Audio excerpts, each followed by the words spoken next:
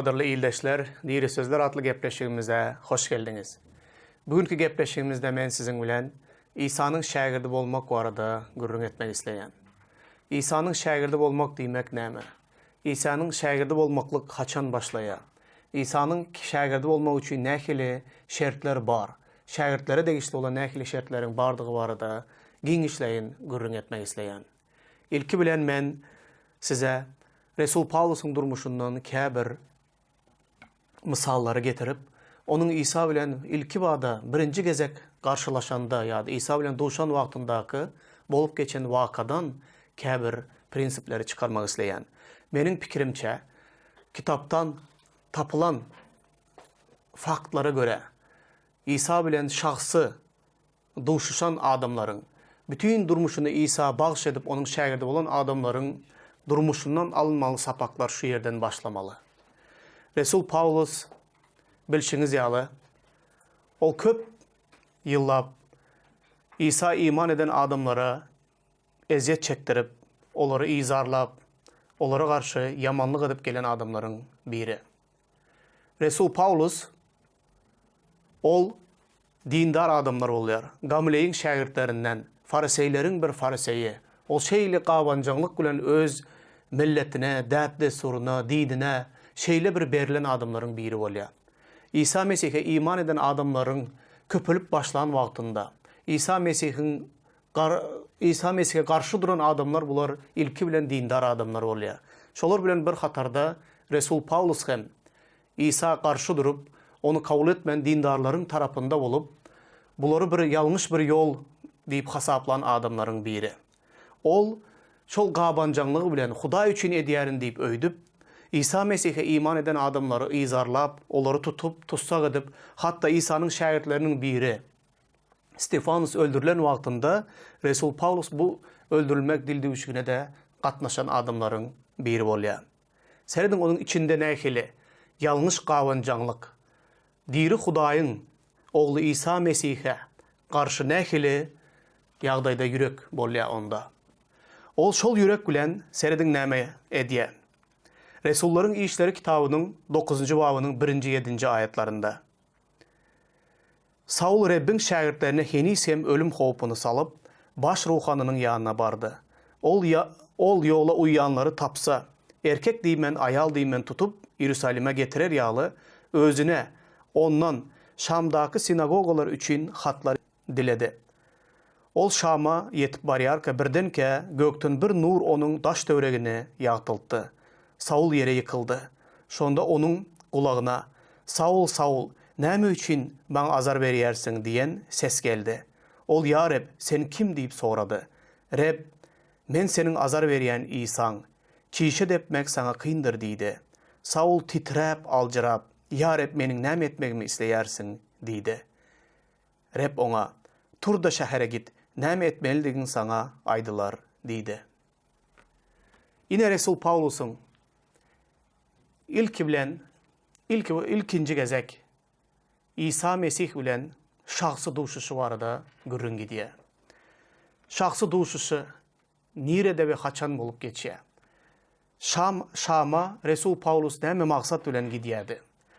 Bu bablarda okaýşymyza göre ol baş ruhanydan Şamdaky İsa iman edenleri tutup tutsak edip olara ceza vermek baradaky hata alıp Şam'a gidip barýardy.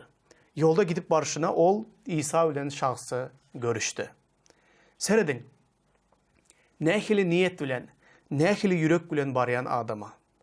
Ol içinden şeýle İsa Mesih'e iman edenlere bolan gahar gazap bilen, olary cezalap öldürmek islegi bilen, olary tutsak etmek, olary ýigrenýän ýürek bilen ol gidip barýar. Amma yolda ol İsa Mesih'e şahsan duş bolýar. Şahsy duş olan wagtynda bolup geçen zady seredin. Ol bir ýagtylygy gördü. Ýagtylykdan "Saul, Saul, sen näme üçin maňa azar berýärsiň?" diýen ses eşitdi. Şol bada Saul "Sen kim? Ya Reb, sen kim?" diýip sorady. Reb hem "Men senin azar berýän İsaň" diýip ona jogap berdi. Ondan soň Saul'un ağzından çıkan sözü seredin. Ya Rab, menin näme etmegimi isteýärsiň. Ine şu barada şu gün gurrun edeli. Bu programmamızda Ya Rab, men senin üçin näme etmegimi isteýärsiň diýen söz barada gurrun edeliň. Bilýäňiz, ol nähili ýürek bilen, nähili maksat bilen Şam'a gidip barýady. Ama yolda İsa Mesih bilen karşılaşan wagtynda ol özünüň näme etmek üçin Şam'a gidip barýanyny düýbünden unutdy. Ol maksadyny, ona berilen hatı, ona berilen erk ıhtiyarı, gidip ol yerde İsa Mesih'e iman edýän erkek diýmen, ayal diýmen ählisini tutsak edip cezalamak istegi bilen gidip barýan pikirleriniň ählisinden el çekdi de diri olan Rab İsa Mesih bilen duşan wagtynda Paulus ilki bilene sen kim ya Rab diýip sorady. Ondan soň men senin azar berýän İsa diýip sesi eşiden wagtynda kim bilen karşılaşıp durýanlygyny gören wagtynda Resul Paulus düýbünden üýtkedi. Onda toba ýüregi emele geldi. Ol öňkü Şam'a gidip barýan ýüregine, ýüregindäki bar olan istegini ve maksadyny umuman yitirdi de olardan el çekti, olardan toba etdi de indi başka bir zat soraýa. Ya Rab, senin üçin näme etmemi isteýärsiň? Olam git de Şam'a git, ol ýerde saňa näme etmeli diýen aýdylar diýip Rab oňa buyruk berdi. Köplenç adamlar bizim döwrümizde İsa Mesih'e iman ettim diyen adamlar, köp yıllap men Mesih'i men imanlı deyip özünü hasaplayan adamlarda da edil şu zat bolup geçmeyen adamlar var. Şol bir hatarda yürekten şeyle sonra ulan Hudaýyň ýanyna gelen adamlar hem bar. Emma köplenç bizim duş gelýänimiz, häzir bizim döwrümüzdäki adamlar İsa Mesih'e iman ettim diyenden son Mesih İsa'nın yanına ilki bilen, şu sonra bilen gelmezden ozal, olur başka hile istekler bilen gelýärler. Nähili istekler bilen gelýärler. İsa Mesih'in yanına gelen wagtynda ona iman ettim diyen adamlar, Mesih İsa'nın güýjüni, gudratyny, onun ähli zady etmegi başarýandygyna iman edýärler. Ve Mesih İsa'dan meniň üçin bu zady edip bilýärmi? Meniň üçin o zady edip bilýärmi? Maňa bu zady ber, maňa ol zady ber. Bütünler aydan wagtynda özleriniň arzu istekleriniň bir listini döredip, bütünle yazgylary bilen İsa Mesih'in ýanyna gelip, Mesih İsa'dan meniň isteklerime, meniň dileklerime jogap ber, maňa muny kömek et, onu kömek et, eýle et, beýle et meniň üçin diýip İsa'nın ýanyna gelýän adamlar gatyken. Emma bolmalysy beýle däl. Bolmalysy tam tersine bolmaly. Sen nähili günäli durmuşda ýaşaýan hem bolsaň, nähili sende mäteşlikleriň bar hem bolsa, sen ilki bilen Mesih bilen karşılaşan wagtynda bir zat bolup geçýär. Ýanky gökten iýne nur Resul Paulusyň gözünü gamaşdyrdy ve ol hiç zat görüp bilmedi. Ol İsa Mesih'i şeýle ýanynda duydy. Mesih İsa'ny şeýle gudratynyň güýçligini, onuň şöhlesini, onuň gudratyny, onuň şöhratyny şeýle gören wagtynda ol özüniň kimdigini, nire barýandygyny, bir istegini aýtmak onuň hiç bir pikirinde bile ýokdy. Ol bir zat diýdi: "Ya Rab, seniň üçin näme etmemi isleýärsiň?" Ine biz imanlılar hem İsa'nın şagirdi bolmak üçin ilki bilen bu söz bilen, bu sonra bilen Hudaýyň ýanyna gelmeli. Ya Rab İsa, seniň üçin näme etmegimi isleýärsiň? Şol wagtynda, şu sonra bilen gelen wagtyňyzda bu nämeni görkezýär? Bu sizin durmuşuňuzda kimin Rabdigini görkezýän bir alamatdyr. Eger siz Hudaýyň ýanyna gelip, meniň üçin onu et, meniň üçin muny et, maňa muny ber, maňa onu ber diýip, siz Hudaýy sizin islerlerinizi yerine getirmege mecbur edýän olsaňyz, onda siz Rab bolup durýaňyz. Eger ol hakykatdan İsa Rab bolýan olsa, onda siz ondan soramaly: "Ya Rab, seniň näme islegiň bar? Seniň üçin men näme etmegimi isleýärsiň?" diýip oňa ýüzlenen wagtyňyzda, siz onun Rab'digini, onun hocayındigini, näme etmelidigini, onun çözýändigini, onun istegi ähli zattan biýikligini ýokary goýýandyňyz bolýar. Eger biz hakykatdan İsa iman edýän olsak, hakykatdan İsa'nın şägirdi bolýan olsak, onda ol bizim durmuşumuzda Rab bolmalydyr. Eger ol bizim durmuşumuzda Rab bolmayan olsa, onun näme isleýändigini biz soramayan olsak, onun istegini yerine getirmek bizim birinci maksadımız olmasa durmuşumuzda, onda diýmek ki entek biz toba yoluna gelen adamlar däldiriz. Hudaya iman etmedik adamlar, olaryň durmuşunda köp Rableri bolýar. Kimdir birinin atası, enesi, baylığı, malı, mülkü, butları secde edýän, umuman aydan wagtynda kimin erkini, kimin ıhtiyarını, kimin sözünü yerine getirýän olsa, kime doğruluğunu durmuşuna bağış eden olsa, galıverse de köplenç adamlar şeyle diýerler, menin durmuşumda hiç bir but yok, menin durmuşumda hiç bir Rab yok diýen adamlar hem bar. Men öz-özüme hojaýyn, men şeýle bir azat adam diýenler hem bar. Emma olar öz-özünün Rabbidir. Çünkü öz isleglerine, öz pikirlerine, öz menmenligine, öz tekebbirligine secde edip onu ähli zattan ýokary goýan adamlar hem bar. Men bilýän, men çözýän, men hojaýyn, meniň islegim diýip ýaşaýan adamlar bar. Emma İsa Mesih'e iman edip onun bilen şahsy karşılaşan wagtyňyzda, duşan wagtyňyzda şu yerde bir ütkeşiklik bolup geçmeli. Yoksa siz hiç haçanam İsa Mesih'in şägirdi bolup bilmersiniz. Näme zat bolup geçmeli? Serdin Resul Pawlusyň durmuşuna. Ol dini bilimi alan adam. Ady awraya eýe bolan adam. Gamleýin şägirdleriniň biri. Ol ýönekey zat däl. Şeýle beýik derejelerde oturan adam. Baş ruhany bilen yüzbeýüz gürleşip bilýän adam.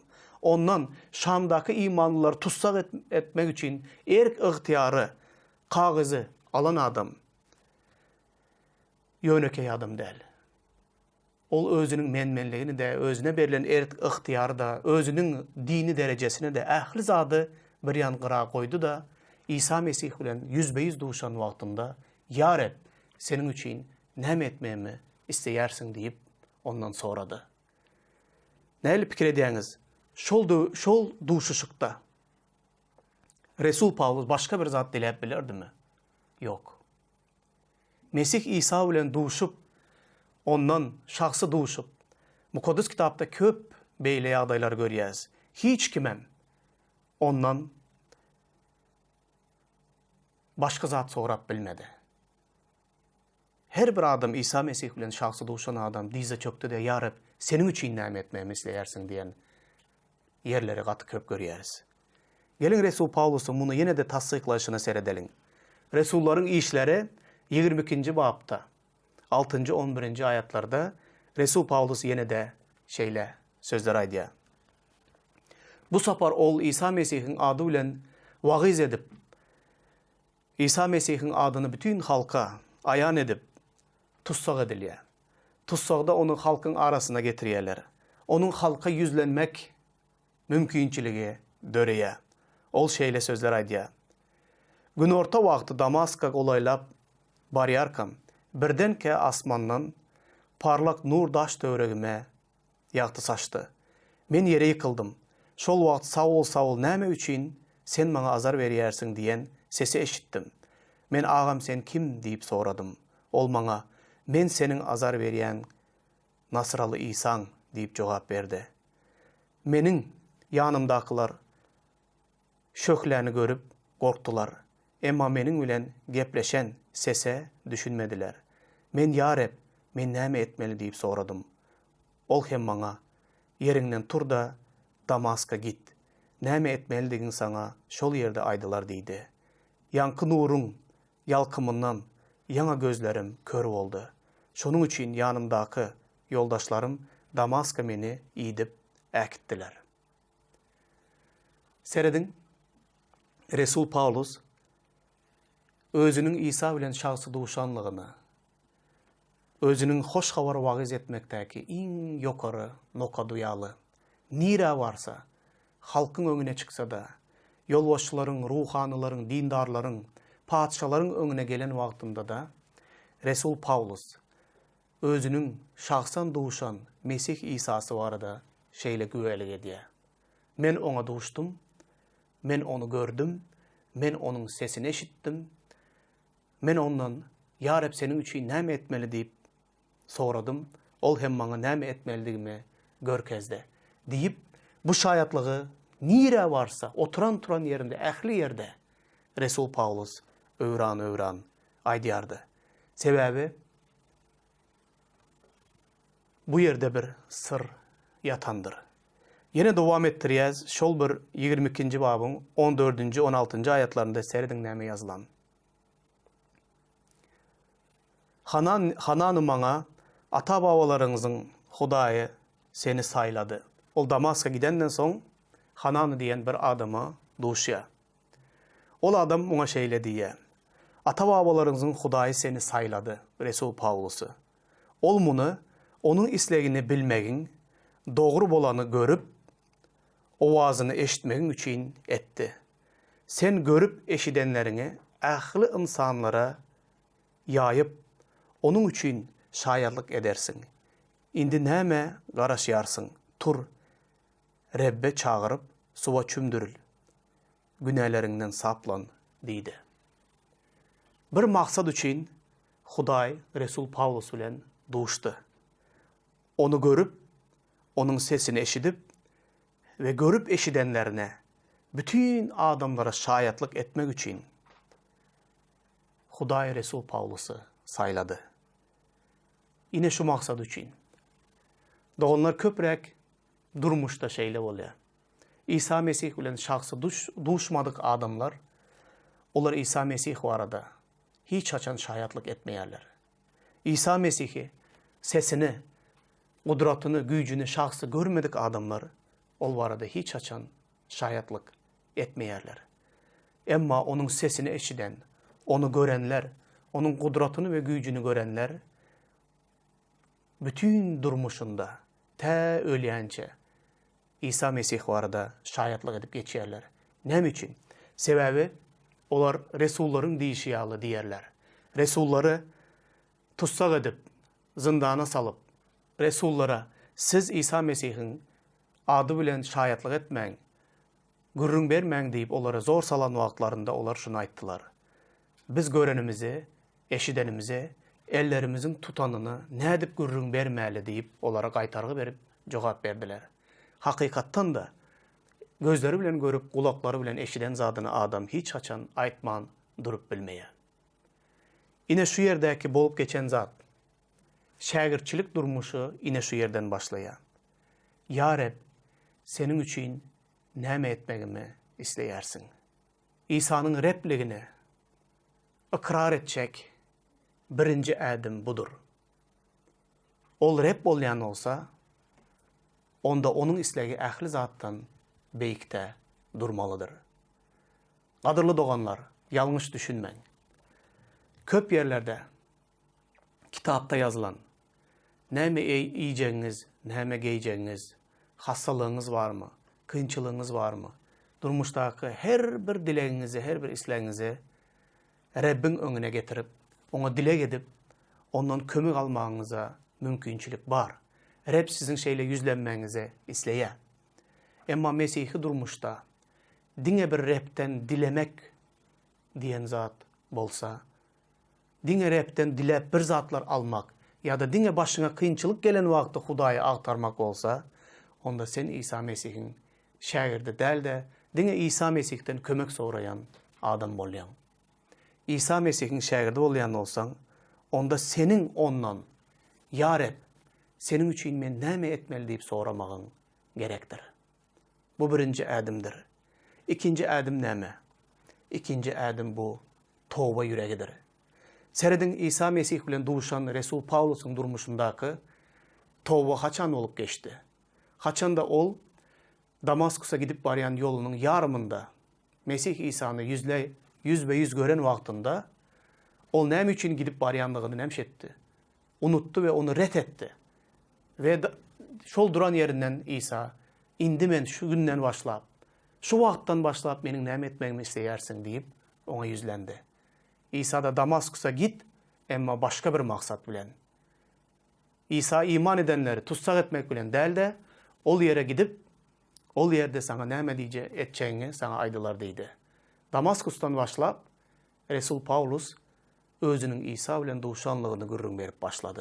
Diýmek ki, ol özünün günäli ýolundan, yaman niyetinden İsa bilen duşan wagtynda 180 gradus izine öwrülüp başka bir tarapa. Indi İsa'nın görkezen yolu bilen gitmegi seçti, sayladı. Öz yaman niyetinden el çekti. Yine de seredin, şu tayda bir ayatda okayın. Bu İşaya Peygamber'in kitabının 6. babının 3. 8. ayatları. Bunun durmuşunda da İsa bilen karşılaşan İşaya'nı görüyoruz. Olar biri-birilerine şeyle deydiler. Perişteler Hudaya şöhratlandırıp duran vaktinde bu Rebbi görüye. İşaya Peygamber. Periştelerin nähili ona secde edişini, onların nähili onu şöhratlandırışını eşidiye. Ve öz gözleri bilen gören Rebbini onun durmuşunda näme zatlar emele getirdi. Olar biri-birilerine şeyle deydi. Hökmüravan Reb mukaddestir. Mukaddestir, mukaddestir. Tutuş alem onun şöhratından doğuludur deyip perişteler bu sözleri aydıp Hudaya secde ediyerdiler. Onların sesine kapının söyyeleri sarstı. Hudayın öyü tüsseden doldu. Men hem şeyle deydim. Menin dağıt günüme, men helak boldum. Çünkü men ağzı haram adamların ve ağzı haram adamların arasında yaşayarın. Yine gözlerim şanı, hökmürovan Rebbi gördü. On son serafların biri mana tarap uçtu. Onun elinde gurvanlık sıpasından ätişker bilen alınan körät duran köz bardı. Seraf közü ağzıma degirip şeyle deydi. Yine bu köz doğdaklarına değdi. İndi yazıkların ayrıldı. Günahlarından saplandın. Sonra Rabbin sesini eşittim. Ol, kimi iyi vereyin, bizim için kim gider deydi. Men, ine men, meni iyi ver deydim. Deyip İşaya Peygamber özünün Reb bilen duşuşuğuna aydiya. Seredin nähili. Reb bilen duşan wagtynda onda bolup geçen zada seredin. Rebbin ýagtylygyny, onun şöhratyny, onun mukaddesligini gören wagtynda İşaya özünün ne derecede günahkardygyny, özünün ne derecede hapadygyny, özünün dilinin ağzının nähili derecede haramdygyny, özünün ýagdaýyny şeýle açık ve aydın görüye. Köplenç adamlar seredin. Şul iki zat bolmadık yerde men İsa Mesih bilen doğuştum ona iman ediyen diyen adamlar var. İsa Mesih bilen doğuşup tövbe etmedik adam yoktur. Eğer günahlarına tövbe etmedik adam olsa onda ol İsa Mesih bilen doğuşmandır. İsa Mesih bilen doğuşup durup özünün nähili günahkardygyny, özünün nähili derecede hapadygyny, özünün halaskara mäteşdigini, özünün tövbe etmege mäteşdigini duymadık adam, ol entek mukaddes İsa bilen duşan adam däldir. Ona iman eden adam hem däldir. İşaya Peygamber onun bilen duşan wagtynda dağıt menin günüme. Men ağzı hapa adamdırın, ağzı hapa adamların içinde hem yaşayandırın deyip aydiya. Rabbin bir serafimi, periştelerinin biri elinde yanıp duran közü alıp gelip onun doğdaklarına, onun ağzına degiriye. Ve diyer ki, senin günahların, yazıkların ayrıldı, günahlarından saplandın deyip, şeyle ot tülen gelip, İşaya Peygamberi temizleye ve arassalaya, bütün yazıklarından onu temizleye. Temizleyenden son onun yüzlenişine seredin.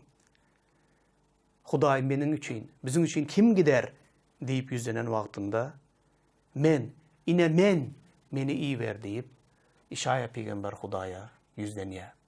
Bu da menzeş değil mi? Resul Paulus'un hadisyalı. Ya Rab sen benim nem etmemi isteyersin. Bu yerde İşaya diye. İne men, meni iyi ver. Senin için nem edeyin. Bu hakikattanam Huday bilen duşan adamların beriyen ediyen gürrüňleri, Hudaý bilen duşan adamlaryň Hudaýa bolan yüzlenmesi.